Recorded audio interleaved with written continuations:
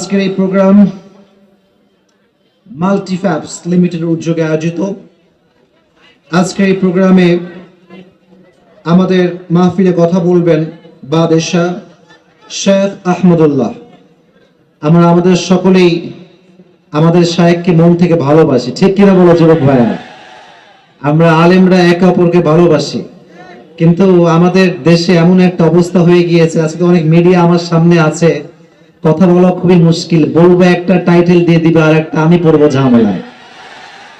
তো মিডিয়ার ভাইদেরকে প্রথমে আবদার, অন্য হুজুরের কথা আমি বলতে পারবো না, বাট আমি আসিফের একটা পার্সোনাল পয়েন্ট অফ ভিউ হচ্ছে এরকম, যে যার জায়গা থেকে সেরা। Everyone has different kind of qualification. আমার মধ্যে যেটা আছে ওটা অন্যের মধ্যে নাও থাকতে পারে, আবার অন্যের মাঝে যা আছে ওইটা আমার মাঝেও না থাকতে পারে। প্রত্যেকটা মানুষের ওয়াজের আলাদা ধার আছে, আলাদা কোয়ালিটি আছে।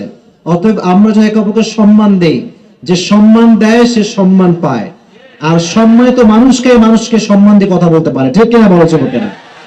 আমরা হুজুরের জন্য দোয়া করি, আল্লাহ হুজুরকে আরো বেশি সম্মানিত করুন, সকলে পড়া আমিন। ওদিকে ভলেন্টিয়ার্স কোথায়? ভলেন্টিয়ার্স এখানে অনেক পুলিশ ভাইরা আছেন, একটু মেহেরবানি করে ওদিকে ঠিকঠাক করে দিবেন, যেন কোন প্রকার বিশৃঙ্খলা না হয়। কেউ আওয়াজ করবেন না ওয়াজের মাঝখানে, তাহলে আমার আলোচনার ধাঁচ নষ্ট হবে। আরো কথা বলবেন আমার প্রিয় ভাই, আমার কলিজার টুকরা ভাই আবু তহা মোহাম্মদ আদনান ভাই, প্রতিষ্ঠাতা পরিচালক তহা দিন নুরাইন অ্যারাবিক একাডেমি রংপুর। প্রিয় ভাই কথা বলবেন বাদশাহ। আমিও প্রিয় ভাইয়ের জন্য দোয়া করি, আল্লাহ আমার প্রিয় ভাইকে ইসলামের খাদেম হিসেবে কবুল এবং মঞ্জুর করো, সকলে পড়া আমিন। এবং একটা বিষয় ছোট্ট করে বলি যুবক ভাইয়েরা, তোমাদের যে কারো ওয়াজ পছন্দ হতে পারে, যাকে তোমার পছন্দ তুমি তাকে শোনো, কোনো আপত্তি নাই, কোনো সমস্যা নেই। বাট মাথায় রাখবা, যেই যুবক এক হুজুরের পক্ষ হয়ে আর এক হুজুর গালিগালাজ করে, বুঝতে হবে তার ইসলামের শিক্ষায় ভেজাল আছে, সে আসলে শিখতে পারে না ইসলামটাকে। আমি বড্ড অবাক হয়ে যাই আজকে অনলাইন সোশ্যাল প্ল্যাটফর্মে ঢুকলে, যুবকরা এক হুজুরের পক্ষ হয়ে আর এক হুজুর গালিগালাজ করে, আমি বড্ড অবাক হয়ে যাই। এবং আমি সবচেয়ে বড় অবাক হই তখন, যখন হুজুররাই মাইক সামনে নিয়ে একে অপরকে গালিগালাজ করে, বদনাম করে, গীবত করে। আছে না, আছে না, আছে না? এই প্যাচটা আপনারা লাগাবেন না। আমরা সবাই এক, আমরা সবাইকে ভালোবাসি, আমরা আজহারিকেও ভালোবাসি, ঠিক কিনা বলো যুবকেরা? এটা তো সেই ঐতিহাসিক ময়দান যেখানে আজহারি সাহেব কথা বলেছেন।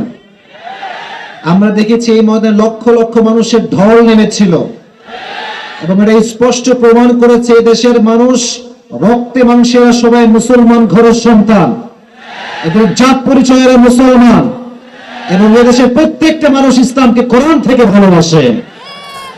যদি আপনার এটা বিলিভ না হয়, যত সেলিব্রিটি আছে আপনি সবাইকে একটা বড় মাঠে নিয়ে আসবেন, যত সেলিব্রিটি আছে, ক্রিকেটার হোক, গায়ক হোক, নায়ক হোক, আর আপনি মিজানুর রহমান আজকে আরেকটা মাঠে নিয়ে আসবেন। This is my open challenge, open challenge. Azhari যেই মাঠে থাকবে, যত সেলিব্রিটি অন্য মাঠে আসুক না কেন, আজহারি সেটা কোন টক্কর হতে পারে না। এটা ইসলামের ভালোবাসা, এটা কোরআনের ভালোবাসা। এটাকে যে যত বেশি দমাইতে চাইবে, এটা ফুলে ফেপে তত বেশি সামনের দিকে এগিয়ে যাবে, ঠিক কিনা? এই গণচোরা রুখে দেওয়ার সাধ্য কারো কাছে নাই। আমি দোয়া করি আজকের এই মাহফিল থেকে আগামী বছর আবার এই মাঠে মাহফিল হবে, মাল্টিফ্যাবস লিমিটেডের উদ্যোগে আয়োজিত হবে এই মাহফিলটা, এবং আগামী বছর আমাদের একটা বিশ্বাস আছে আজহারি সাহেবের মাঠে কথা বলবে ইনশাআল্লাহ।